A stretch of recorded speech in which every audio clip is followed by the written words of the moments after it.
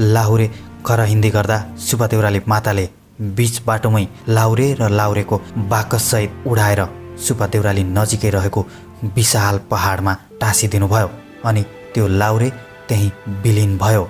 आदरणीय दर्शक महानुभावहरू, आज हामीले यस भिडियोमा सुब्बा देउराली माताको उत्पत्ति कसरी भयो र लाहुरे टाँसिनुको रहस्य के हो भनेर तपाईहरूलाई जानकारी दिनेछौँ।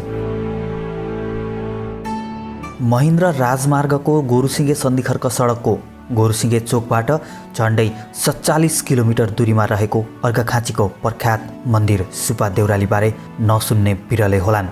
यो मन्दिर अर्घाखाँचीको सन्धिखर्क नगरपालिका वडा नम्बर 7 मा पर्दछ।